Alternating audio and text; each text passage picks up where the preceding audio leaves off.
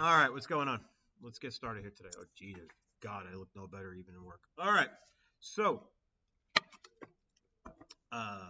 here I am. Here you are. We have a Regents exam in 3 hours. So make sure you're on time. That's the first element of business today. Make sure you are on time. Let me get my chat organized here. Are you in your classroom? Yes, Mairead, I am in my classroom. Pop out chat. Okay, cool. Put this here. Put that there. Uh, Turning point questions. Yeah, sure, we could do that. We could do that. Yes, because those are difficult. I agree. Can we get outside? Yes, Connor. You can get outside evidence with context when you're writing it. That was one of the elements I talked about last night. Very important, I think, for doing that. I do have a couple leftover questions from last night that people were asking about that I didn't see because the chat froze, and on my end it looked like no one was chatting. And then when I shut off the stream, I saw that lots of people were chatting. So let's go ahead and get this going. All right. So,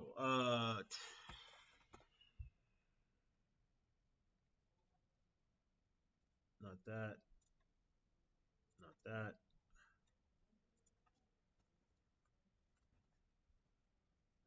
Was this what I was using? No. I was just looking to see where the heck the thing is from yesterday I was using. Online notepad. I don't remember. Yeah, this was it. Okay. So we got our notepad right here. Let's go ahead and zoom the screen in a little bit. Very good. Let's get the font size up to 18. And let me get my chat window back. Let me do this. Okay. And let's do that. And let's get the chat window there. And we're good. Okay, so we're going to do this in a couple of different ways. So let me start with an agenda I want to talk about today. Let's talk about the test itself. It's like the things that you need to know in order to test effectively. Some things that are rules and some things that are just best practices. Number two, let's talk about timing and arrival. This matters a lot for today, actually. Number three, we're going to get to the questions in chat. All right, so start putting questions in chat, please. Test itself. The most important thing about the test itself, all right, your pen on everything. Now, this is a practice that one of my students did. Doesn't matter who did it, okay? But practice, right? Here are the bubbles. Everything needs pen. Everything. You cannot use a pencil in any part of this exam for any reason. Not for writing, not for anything. Pen, pen, pen. You don't write in pen, we cannot grade it. It's that simple, okay? If you make a mistake, so let's say, for example, if you were, what's going on, Andrew? If you were to bubble in choice number one for question one, and then you go, I don't want choice one. All right, you put an X through choice one as the test indicates. And then you bubble in, let's say you'd rather have choice three. So you pick choice three. Suppose you then turn around, and I've said this with my classes, but I'm going to say it for everybody who's listening. How many chatters we got right now? We got, how many people we got watching? Our views. All right, not bad. All right, not bad. What? Okay. So suppose you want to go back to the original answer. The way you do that is not to cross out the new answer and then make a big bubble or something like that or circle the original answer. No. The way you handle this problem is to raise your hand and ask me to come over. And what I will do is give you a whole new blank sheet. And this whole new blank sheet will be filled out by you and me together, in which you'll transfer all your answers to the new sheet, and we'll make sure your name, your student ID, all that stuff is all put in. This is necessary because there is no way for you to go back and select an answer again of an answer you've already selected. So we don't want there to be a problem on the scan sheet. If you make a giant mess in the scan sheet, the odds that it scans incorrectly becomes very, very high, and we don't control that grade. Understand, again, the way the test is graded. We grade, I don't think the back has this on these, does it? No, these are my copies. All right, so we grade the back of the sheet, which is where all the stuff that we grade gets recorded. So I record your CRQ score, your essay score, all that on the back. And then the front is where your multiple choice bubbles are. Yeah, none of these I have a back on them. So the multiple choice bubbles get graded last by the state, which then also scans our back and then tallies your score. So by the time your multiple choice is graded, the hay is in the barn, the state has your grade. So it's over. So there's nothing we could do at that point. We can't resubmit it or anything like that. It's all done. It's all done. So if you screw up the bubbling, it will be too late once it's graded. You have to do it correctly during the test. All right. So that's my first thing. No smartphones, no cell phones, nothing like that. Don't bring the stuff into the test. Just don't. I wouldn't even check it in. Like, you're not supposed to have it in the building, right? Like, theoretically. So the fact that we're even having a check-in process is a little bit kind of, whatever. But just leave it in your bag. Leave it in your bag. It makes it easier. It gets you get into the room faster. We're going to have every row is going to be laid out with what class it is. And then every desk is going to have your scan sheet on it with your name already pre-printed on it. So you're just going to look for your name and sit down and take your test. It's going to be roughly in alphabetical order. Again, if you're taking it in a special testing location because you have an IEP, 504, something like that, medical reason, whatever, you can go ahead and check in with A Wing. There may be a sign in the front of the building. I don't know. We'll find out together when you get here. All right. Now, that's test itself. Test is 3 hours. You have to stay a minimum of 2. So at the 2-hour mark, you can leave. Do I encourage you to leave? No, I encourage you to spend as much time as reasonably possible writing your essays, okay? Because it's the one part of the test you truly control. But if you're done, you're done. You don't have to sit there. But I would recommend that you stay as long as is reasonable, all right? It's rare that the first kids who get up do well. They usually do quite poorly. All right, timing and arrival. I assume there are bus routes getting you guys here. I don't know. Don't miss it. Show up immediately, very, very quickly.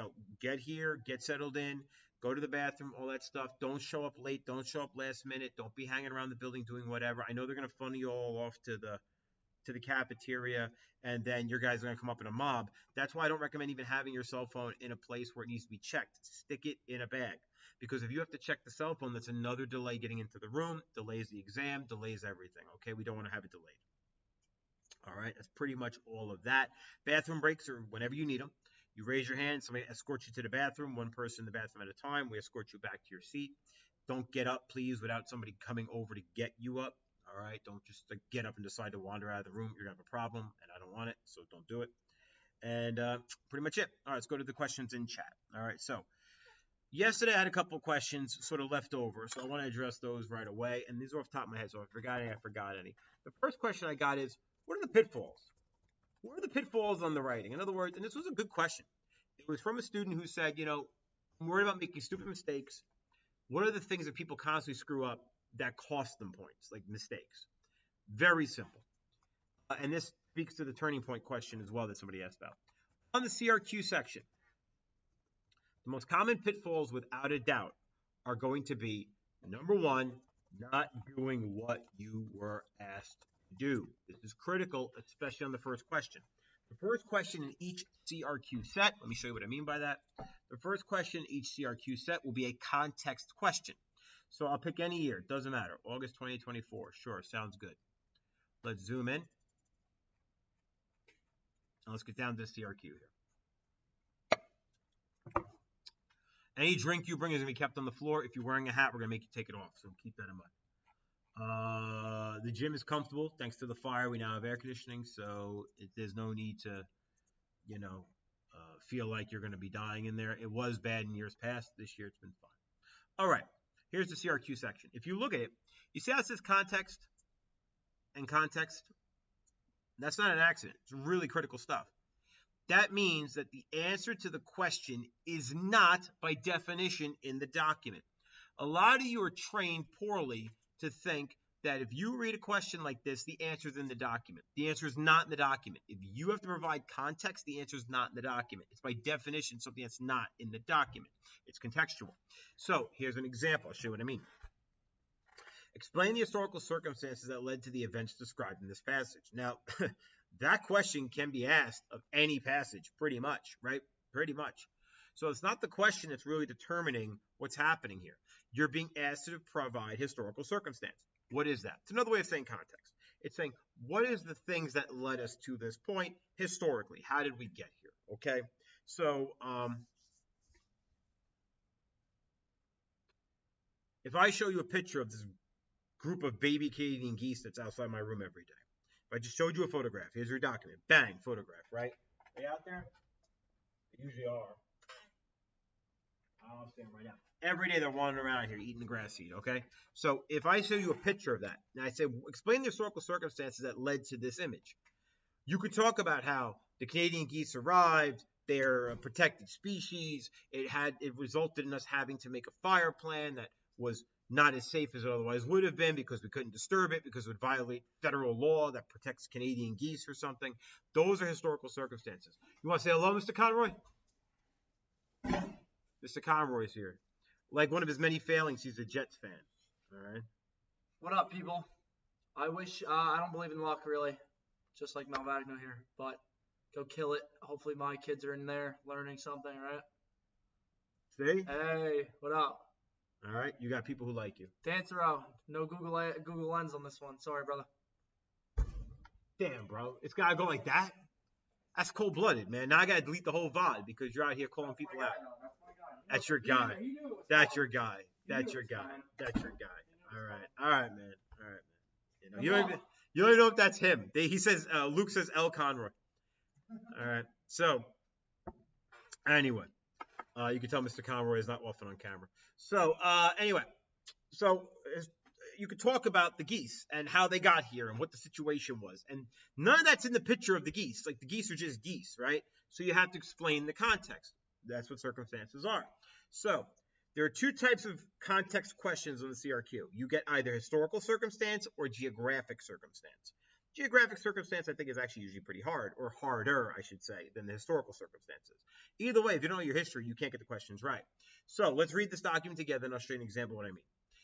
In the earlier epochs, they define that for you as eras of history, we find almost everywhere a complicated arrangement of society into various orders, a manifold, meaning diverse, gradation, meaning levels, these are complicated words, of social rank. In ancient Rome, we have patricians, knights, plebeians, slaves. See, ironically, they should have told you about what knights mean, because they don't mean knights in the sense of medieval knights. That's wrong, but whatever. They meant like a soldier warrior class. Don't get me started.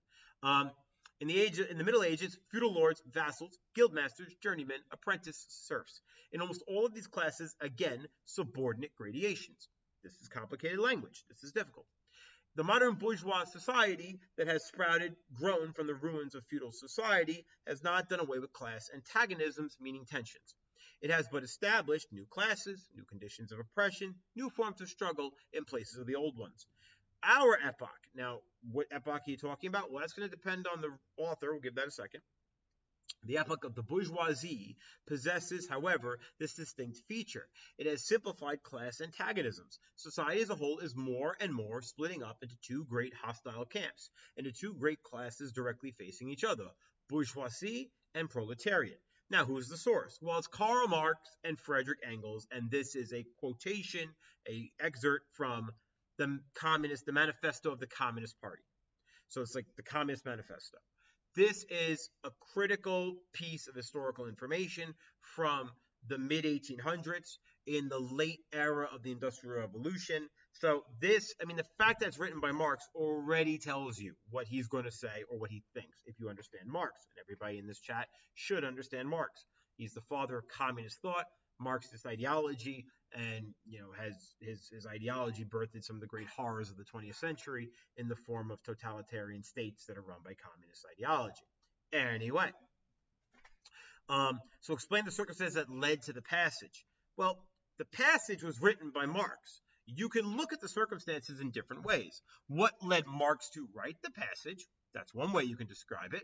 You can describe the state of the industrial world and what that state was that gave Marx this opinion, or would have somebody maybe formulate this opinion, and you'd write that down. So what would be some acceptable answers? Some acceptable answers would be things like, there was a large gap in wealth between the rich and the poor. Or the Industrial Revolution in Europe led to a divide between people who had large amounts of wealth and people who had limited amounts of wealth. Or you could say, Marx believed that society had been Marx believed society had always been split between those who had property and wealth and those who didn't, or something like this. All those things would be acceptable answers. None of them are in the document. So context and circumstance are the same thing. That's a To answer the question from yesterday, that is a real concern if you're worried about getting something wrong. Just copying stuff from this document is not going to necessarily be a correct answer. Circumstances almost by default need to not be in the document. Okay. Now, if we go to the geographic context, okay, here's the next set. Now, this one wants historical circumstances as well. So it's not always the case you're going to get a geographic context. Sometimes you get two historical contexts, which would be better. I don't think you really want the geographic context. I think that's hard. I'll try and show you an example in a minute. But this is riots climax in South Africa, June 19th, 1976. This is from a newspaper, I guess, the Michigan Daily. What's up, Connor? June 19th, 1976. Oh, hey, dude. You want to say hi on camera? No, it's right here. Pop your head in. Connor, everybody. My man, Pots and Pans. Thank you, brother. Best hair in the building. Don't anybody tell you different. All right. So, tell Ms. Goulis a thank you. So, again, basically the same question, right? Explain the historical circumstances that led to the demonstrations discussed in this 1976 newspaper excerpt. So, it led to the events here. It's the same question. Police in white rule South Africa used automatic weapons against black rioters and military reservists were placed on alert yesterday, the third day of the nation's bloodiest racial uprising. Government spokesman claimed last night that police were in control and the riots were subsiding. Unofficial reports said at least 101 persons were killed and more than 1,000 were injured in the revolt sparked by student demonstrations against a rule requiring that some courses be taught in the white Afrikaans language. Blah, blah, blah, blah, blah. What is the historical circumstances of a black versus Afrikaner white riot in South Africa in the mid-70s? Survey says apartheid. So if you say South Africa had an apartheid system, that would do it. But you have to know that, and the word apartheid doesn't apply here. You could say South Africa at the time was under a system of racial segregation. That's, again, circumstances. You don't find that here. You find it kind of hinted at. They do say, for example, the townships serve as segregated residential areas. All right. They talk about the violent protests against South Africa's racial policies, but they never actually tell you what the policy is. And the policy is racial segregation, whites versus others in South Africa at the time, and the system had a formal name of apartheid. That's any of that information being thrown on this would give you the right answer. All right. So that's definitely pitfall number one. What other pitfalls? I think there's a huge pitfall on question 3 of each CRQ set where you are asked to create an answer that uses both documents. What is the actual pitfall? The pitfall is when you don't actually use information from those documents. It is necessary. Even if it's implied, you must have a reference to the documents. So go back to the question. So if I go down here to question 3, this is similarities and differences. Somebody asked about turning point. Before, if I scroll up, there's cause and effect. And these are basically your 3 style of questions. You get either cause and effect, similarity, difference, or turning point. That's basically it. I guess theoretically they can do continuity and change, but I don't know that I've seen it recently. But similarity, difference. Using evidence from both documents 1 and 2 and your knowledge of social studies. You have to use all 3 of these things. What you know and the 2 documents have to be implemented, right? Identify a similarity or a difference between the use of protest in South Africa in 1976 and in China in 1989. Now, the 1976 document was what happened in South Africa. The 1989 document was, it looks like somebody's recollection of what happened at Tiananmen Square. Okay, so similarity and difference. You have to tell me what is similar or what is different. You're inventing that part. That's not in the document. The document's not going to say Tiananmen Square was very different from the Sharpsville massacre. They're not going to do that, okay? But what you can do is say, here's what happened in South Africa. Here's what happened in Tiananmen Square. They're both similar in that the government started shooting people with guns for their protests at what was a peaceful protest. That would be a similarity. You could say how they're different. You could say it's different because the protests themselves are for different reasons. China's protest was not about racial segregation. China's protest was about democratic rights and reforms within the Chinese communist state, whereas the apartheid regime, those protests were about racial segregation policies. Those are differences. No one's saying you have to do Um, no one's saying you have to have the same similarity or the same difference. You have to identify one or the other and then explain that difference. How are they different? It's not enough to say they're different. You can't just say these two things are similar because they both shot each other. Why is that similar? You can't just go bullets, yo. That's not good enough. You have to go beyond that level of duh. So you have to say, that's why I avoid similarities if I were you, because often similarities are harder to make meaningful, whereas differences are usually easier. But let's go with the similarities for a minute because they're very obvious in this case. In one case, the South African white government is shooting the black peaceful protesters. In another case, the Chinese government is shooting their peaceful student protesters. So how then do you write the similarities? So you could say a similarity is that in both cases, the government uses violence to suppress a protest. Explain why this is similar. This is a similar response because even though these governments are different in the way that they're doing things, or even though the cause of these protests were different, nevertheless, the governments were demonstrating their totalitarian tendencies by using violence against unarmed people as a way to ensure government control or order or maintain their power or whatever. It might seem like a small, simple distinction, but it's required. Remember, I know why they're similar. Conroy knows why they're similar. You have to prove you know why they're similar. This test is about you proving your understanding and your knowledge. There are two CRQ sets, yes. Set one, set two, six total questions. And the second set, third question is always worth 2 points. So it's the most important of them. It's worth 2 points out of the seven. So don't screw this up. Now, that's the sort of the CRQ pitfalls. The pitfalls on the essay pitfall, really simple. Number one, the most important one, student fails to clearly identify an enduring issue. That's an easy way to screw yourself up. Other easy one, student doesn't correctly understand what the documents are saying. So if you interpret a document and you interpret it wrongly, you write down this document and you tell us what you think it says, and you have three documents, but this one document is erroneous. You misunderstood the document. It's like you don't have it then. It's like you didn't do three documents. That screws you up. So don't utilize documents you don't understand. Remember, you only need three documents, and you get nothing more for having more than that. The rubric does not give you any more points for 4 documents or 5 documents. But we don't give you more points either. Okay? It doesn't. Three is the number. Hold on, let me move my fat head out of the way here. Why are you laughing, Conroy? Conroy's got jokes over there. Let me move my frame with it. This is my other computer. It's my old stream setup, so it's not quite as elegant as I'd like it to be. All right, that's better.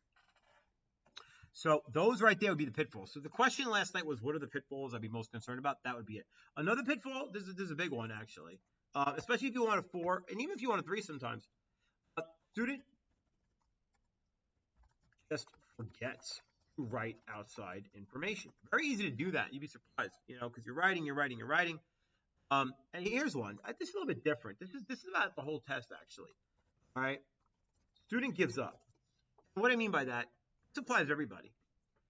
You just hit a point mentally where you're like, F it. It happens. It happens in every walk of life, guys. Where you're doing something, you've been working for 3 hours, you're annoyed, you had enough. Most of you have never written anything all year because you're all on computers all the time. Your hands cramping. Oh, it's so hard to write. And all of a sudden, a part of your brain is like, we probably passed. Who cares if I lose a couple of points on my average? What's the big deal? It's only 12% of the year's grade. Blah, blah, blah, blah, blah. And like a proper baby, you pack it in. Like, don't do that. If you're mentally in that state, I'm going to be honest with you. Raise your hand and go to the bathroom. Even if you don't go to the bathroom, just raise your hand and just break that mental state for a minute and get yourself out of that headspace. Because then you come back, you sit back down, you realize, actually, the bus isn't coming anyway until the bus comes. So if I'm sitting in the hallway waiting, or I'm sitting here working, at least here I'm getting some points. So what's the point of rushing out of here, right? Like, just don't do that to yourself. Just sit there, work as much as you can. Don't give up. Yeah, all right, Annabelle. So this is an important question. So hold on, I got a text here from a teacher, so I'm hoping it's not important. Yes, your boy was a guest on my live stream. All right. So there is a known list out there. I've shown this yesterday on stream. Enduring issues list. It even comes up as a Google search, right?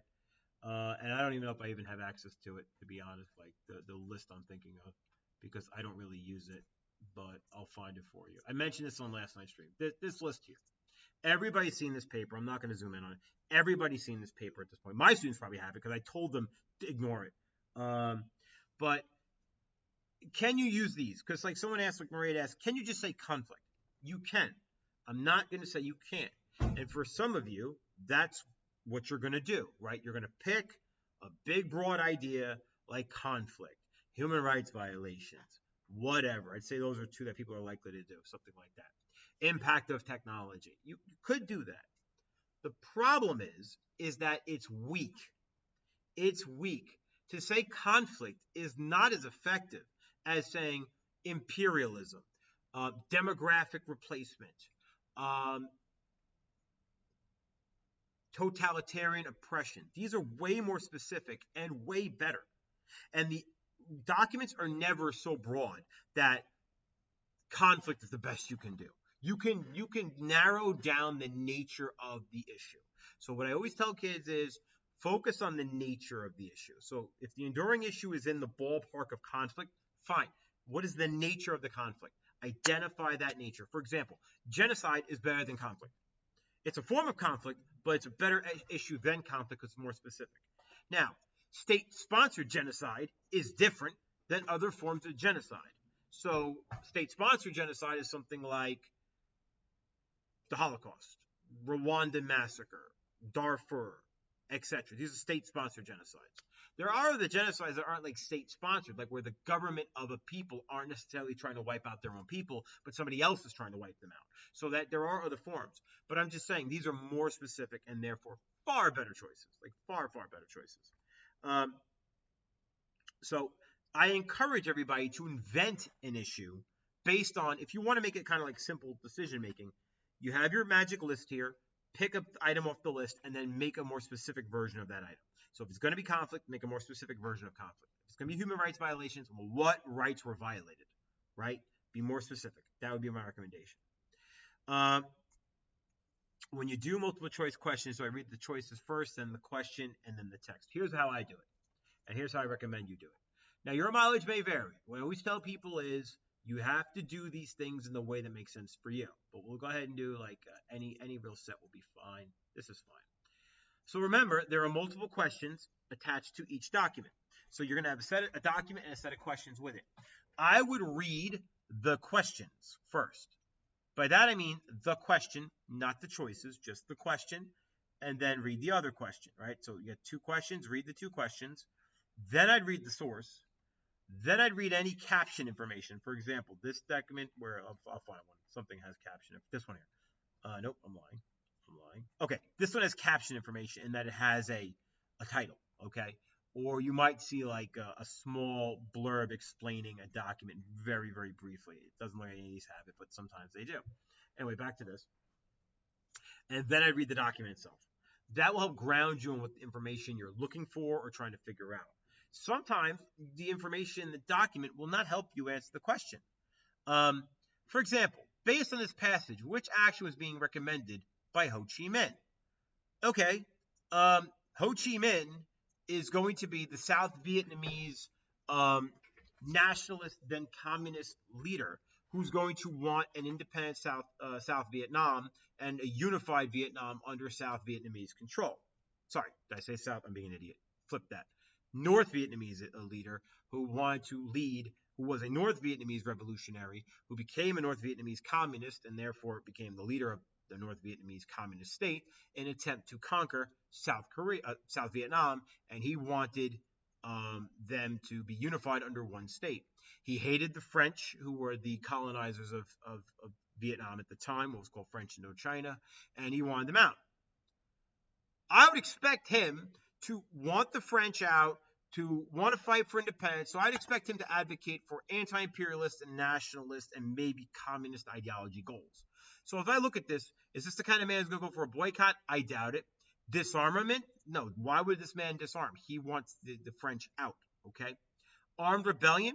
Sounds likely to me. Peaceful protest? Possible at the beginning of his career.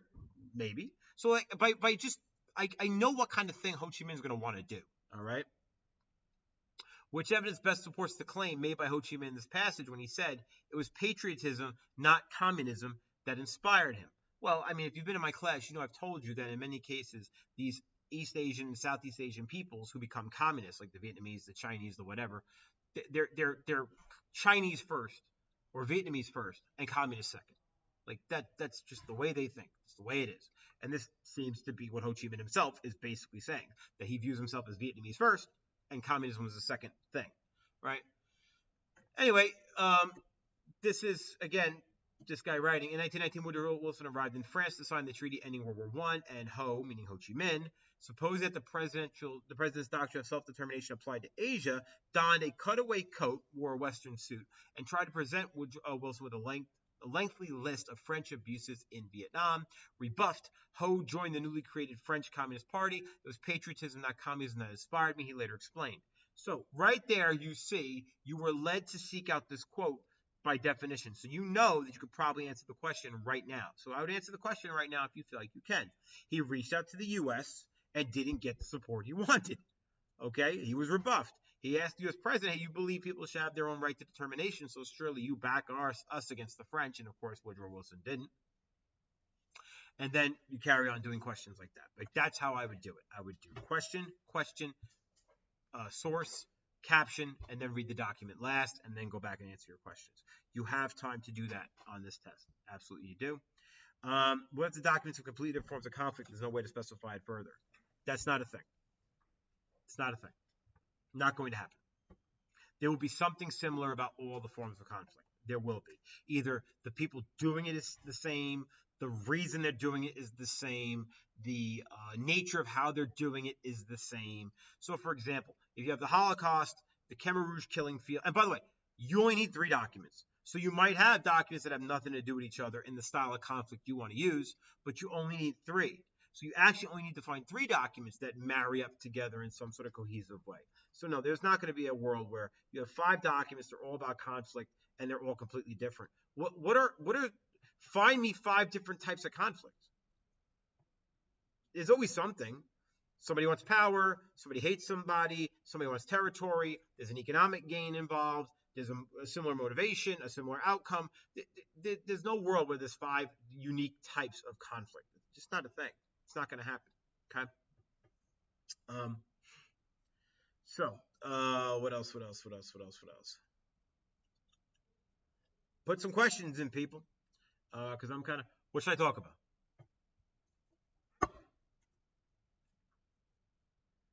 Mo, I did. I tried to make a cut and paste of it, and then it failed. I can't. I'm sorry. The VOD should be up there. If it's not, I'll go check and make sure it is up there, and it might be a thing I have to put a setting on it. But I tried, and it wouldn't cut and paste in the Google Classroom. Sorry about that. I did try to grab it for you. I did see your post. I'm sorry. But it will be in the VOD, so I'll go and fix the VOD after the stream if you want. What do you think I should cover? All right, hold on. Ask Mr. Conroy. What subject, what topic in the course was the hardest for regular ed, non-AP kids?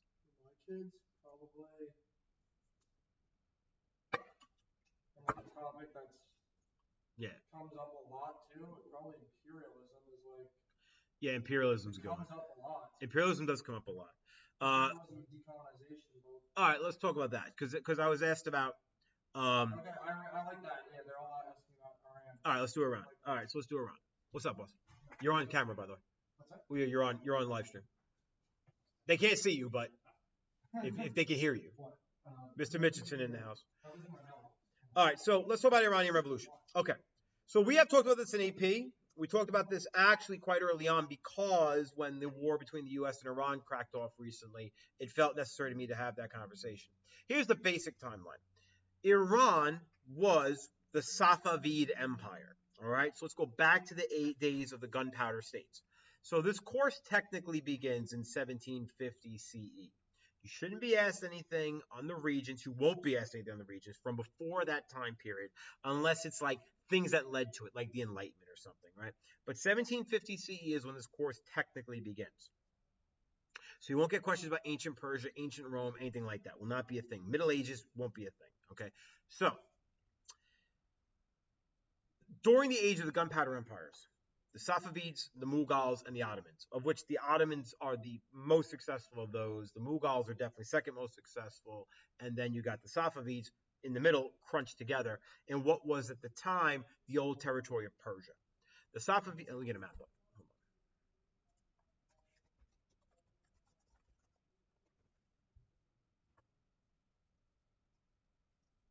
No, I can do more French Revolution. So here's a map. This will do.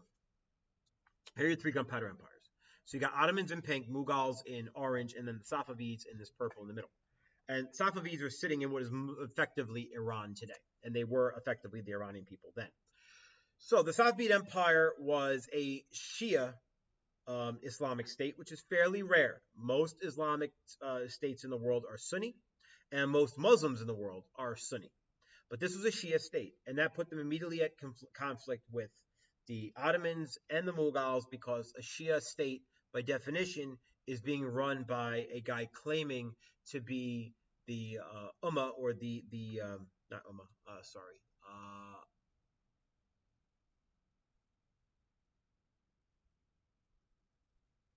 Why is it escaping me?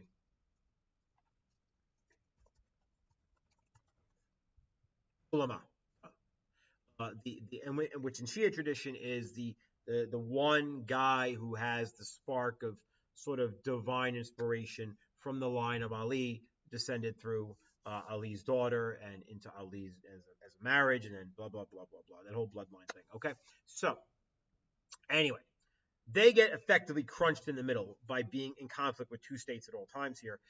There is eventually a sort of an overthrow of the regime, and it's replaced with a Shah. And the Shah is a Persian title that basically means king. The old Persian emperors used to be called the Padi Shah, the king of kings, the he who rules over the kings, the Padi Shah. So the title of Shah just basically means king. And that stays in place for a bit. It's not history that's covered in the course at all. And then eventually it's replaced by a couple of other royal families. And you get to a very modern day where there is the Pahlavi dynasty. All right. So if we go to modern Islam, the Pahlavi,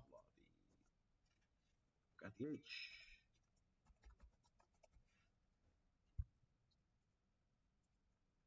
So this here is from roughly 1930s onward until the Iranian Revolution of the 1970s, late 1970s.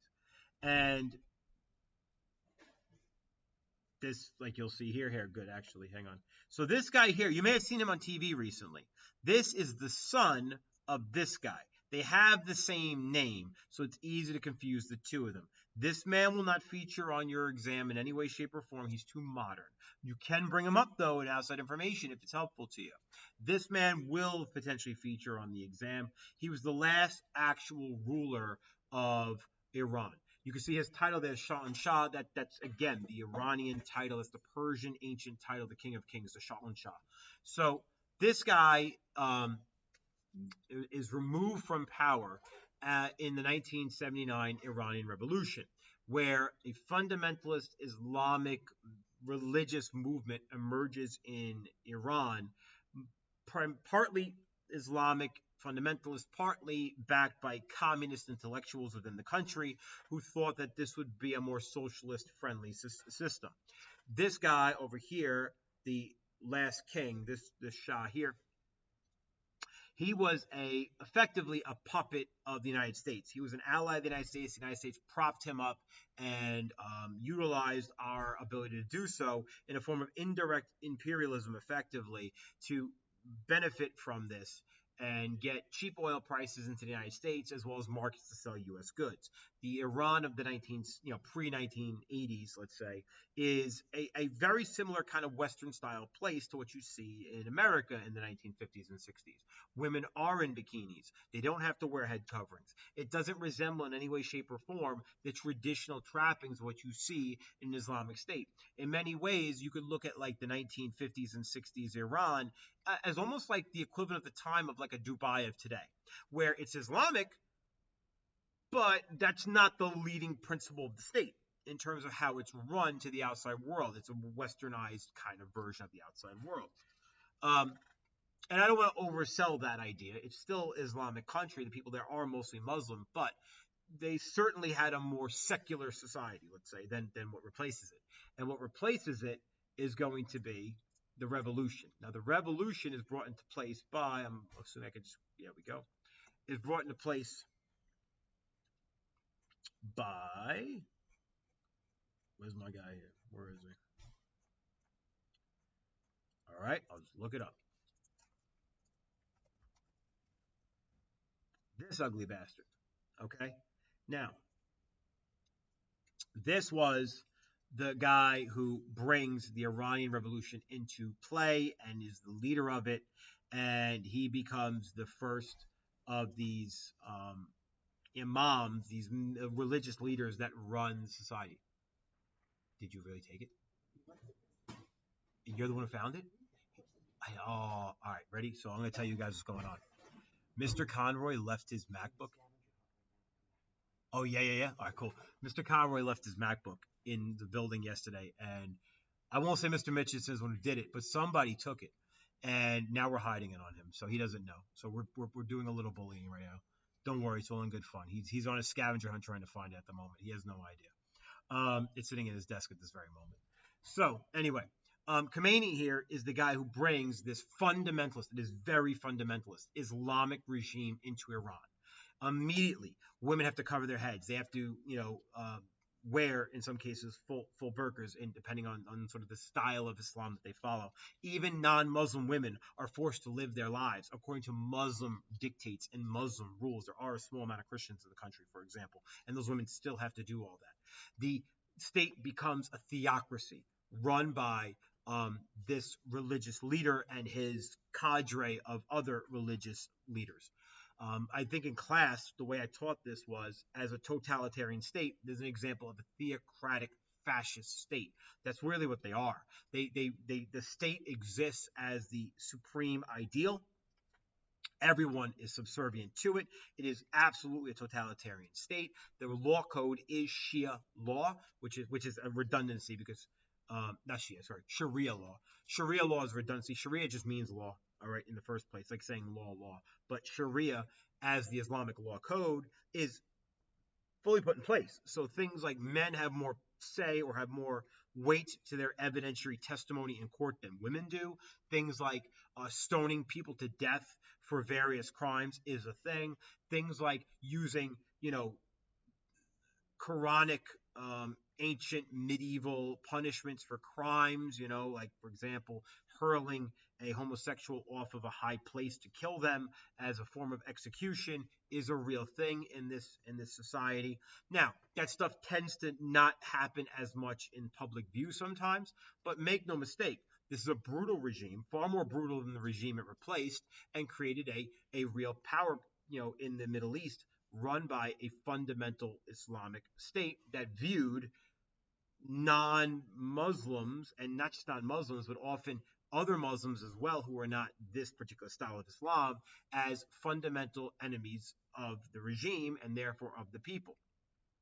Israel, the United States, these all become state actor enemies. You all right? I gotta interrupt for a second. You gotta. What?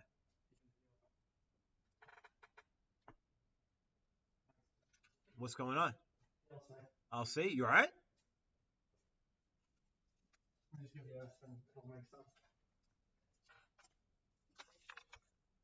Your MacBook has not been stolen. It has simply been selected for participation in the new staff orientation challenge. To be reunited with your beloved computer, complete the following task and follow the clues. Failure is not an option. Your first clue awaits with Mrs. Gould.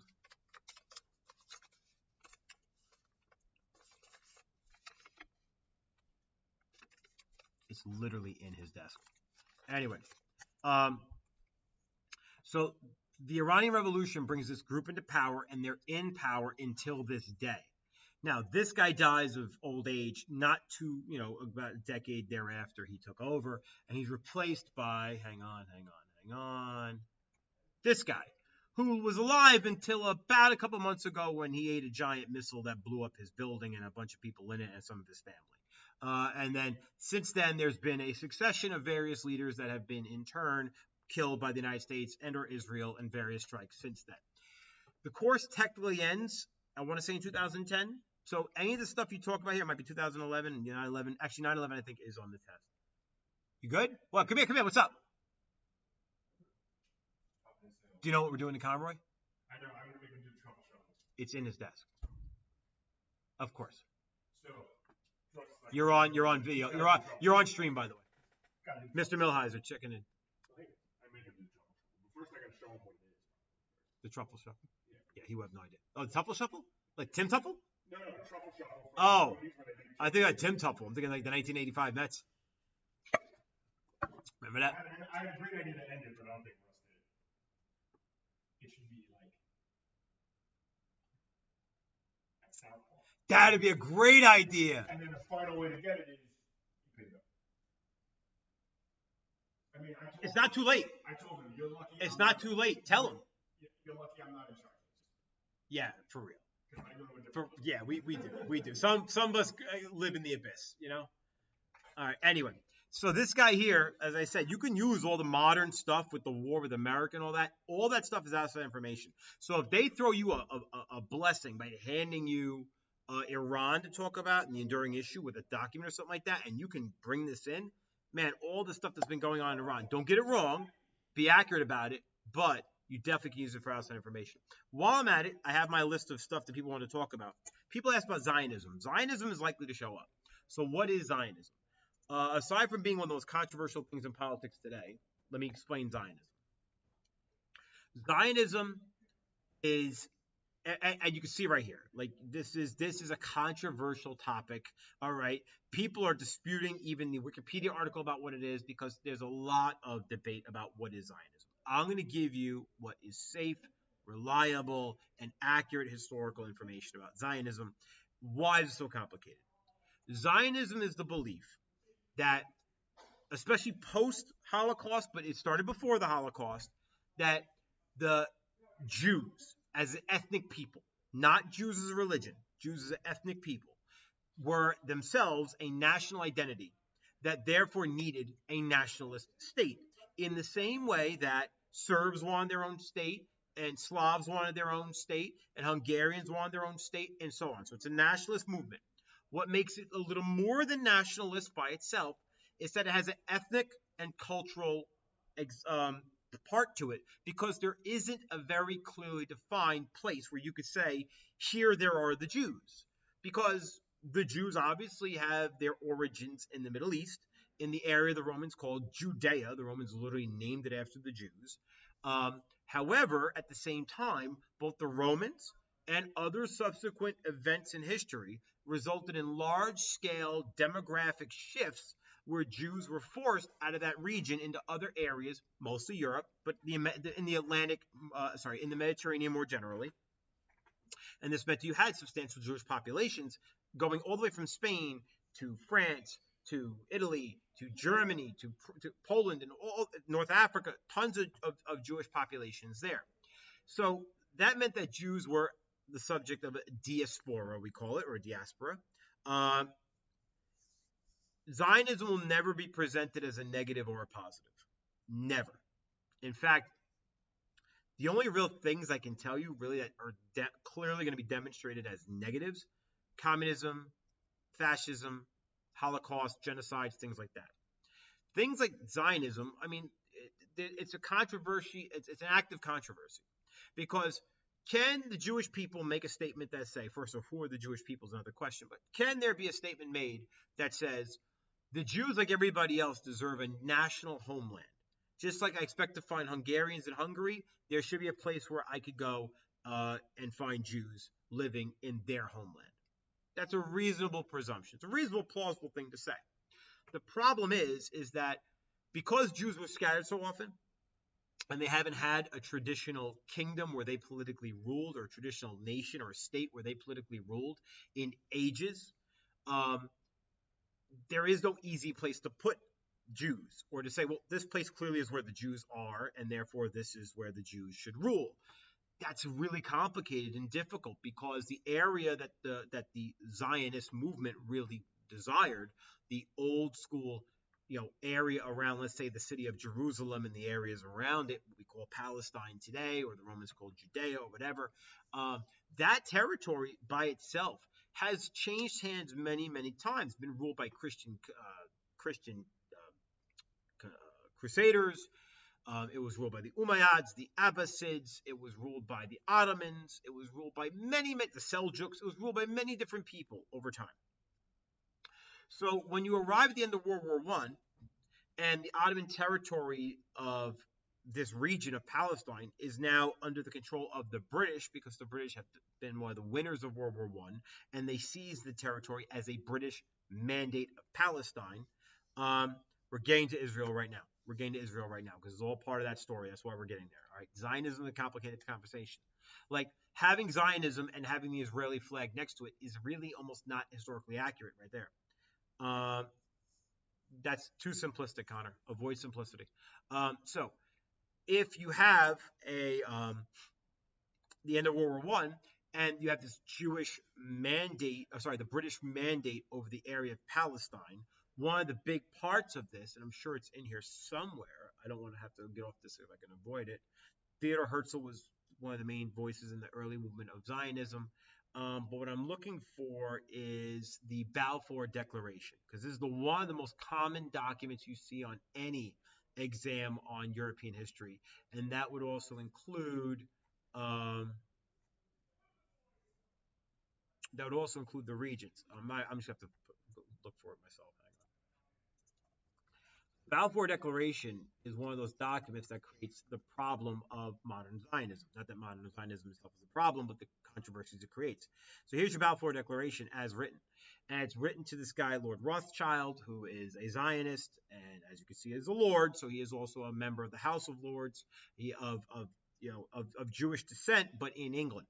And he's being written to by this guy, Arthur Balfour. And Arthur Balfour is basically like the effective the British Secretary of Foreign Affairs, lack of a better term, but that's what he was. All right, and he says, "I have much pleasure in conveying to you on behalf of His Majesty's government the following declaration of sympathy with Jewish Zionist aspirations, which has been submitted to and approved by the cabinet," which means the government.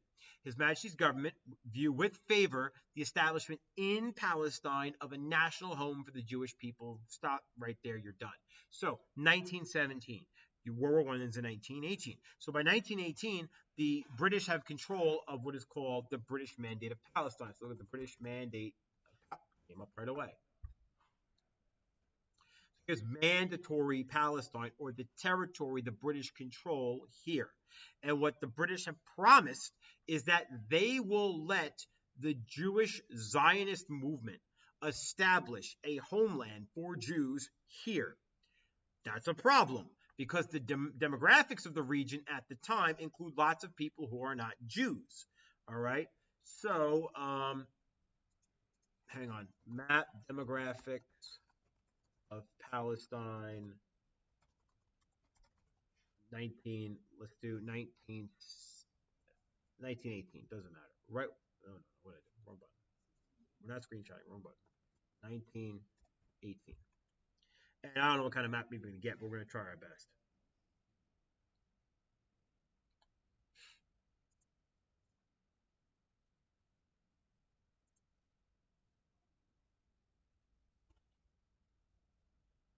All right, I don't know the source of this map, so I don't want to necessarily use it, but the theme here is kind of right.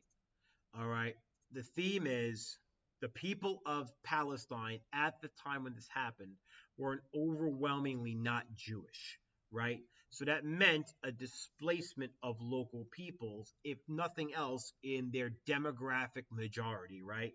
Because if you're going to have a state for Jews effectively run by Jews, whether they're Jewish by religion or Jewish by heritage. Again, I don't know the source of these things, and this is a very contentious issue. Let's go with this map as, let's say this map at least resembles something like reality. Um,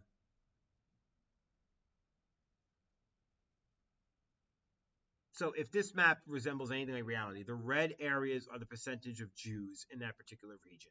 So these pie charts with the most of it's not Jews. Some areas Jews are heavy in terms of their presence, but they're not majority, right? If we just assume that that's true, because I think that does represent basically the situation at the time. So if we represent that as being more or less the case, then I'm just going to back up to the article again. Then what you're saying is that to make this work, you got to have Jews here who are a minority group somehow become the majority population rulership. And this meant that a mass migration of Jews to this region. Now, the Jews who did that might say they were remigrating back because they had been thrown out here of this place over various periods of time. And there wasn't a huge amount of movement towards an Israel in this from this era. It was like the British were encouraging it, but it wasn't necessarily happening, and it was a lot going on at the time anyway, and the British weren't really putting a ton of emphasis on it. So there was a lot of conflict in the region at the time, where even some Jews were engaging in sort of forced movements of forced, evictions of local Arabs who were living in various regions to create these kind of more Jewish-centered areas by population. Fast forward a bit to the World War II situation, where obviously the Jews in Europe become the target of the Holocaust, particularly in Germany and Poland, and as a result, so many are killed, right? That puts an obvious, I think guilt is the word, on the rest of Europe to basically acknowledge the fact that despite the fact that some of Europe's leading powers, like the British, had supported a Jewish homeland, nothing had really been done to do that. In addition, Jews that were fleeing, Jews that were fleeing the Nazis were often turned away. Hey, what's up? Oh, thank you. Don't mind me. I'm just reviewing with my students. Thank you. Awesome. Appreciate that. Um, so the Jews that returned or were fleeing the Nazi regime, you saw this in the Holocaust Museum, were in many cases turned away by people like the British or the others who were running these various mandatories. Like, nope, you're not allowed in. So even then, the Jews were thrown back into the meat grinder of the Holocaust in many cases. So, the Zionist movement at the time in the mid 40s turns around and says, remember us? Remember how you said we're going to have this place where we could be? Well, look what happened when we didn't get it. And that put a lot of pressure on the UN to make it happen. The UN does come together and creates what they call the State of Israel. It is heavily opposed by Arab states and Arab nations in the region who do not want this. All right, so if you look at the State of Israel, history, what I want is, we'll do this. The original map for it is what I'm really here looking for. This is going on and on and on. There we go. There's the original map. This is the original map the UN drew. That this was supposed to be how Palestine, the region, was going to be partitioned by the UN plan. Where this was very similar to the Radcliffe line in India. So if you want a similarity, you could look at this plan and look at it similarly to the Radcliffe line in India's Pakistan situation. And so what do we get? You get the blue territory was meant for Jews. We'll call it, goldenrod. The yellow territory was meant for Arabs. You could say that they come together in this like dot right here, where there's going to be a sort of like a little passing way where the Arab territory connects here and the Jewish territory connects there. And then most importantly, it is very important actually for the politics of the region, the city of Jerusalem, regarded as the center of this region politically and religiously for both faiths, both religions, for Jews and for Muslims. If you don't know this, you should have learned this in ninth grade. And if you were in 10th grade, I taught you this. The original city Muhammad prayed to before he conquered Mecca was Jerusalem. The name of Jerusalem even means the jurisdiction, Jeru, which is city, the jurisdiction of peace, Salem. So it's the city of peace, which is one of the most ironic names because in the 20th century it's been a source of eternal conflict. You could see that it was meant to be a kind of a neutral ground. Man, this doesn't work out. So this was the original plan. This plan is rejected in effect by the Arab world, and there is this it's very complicated. The state of Israel declares itself into existence before the UN even officially mandates it.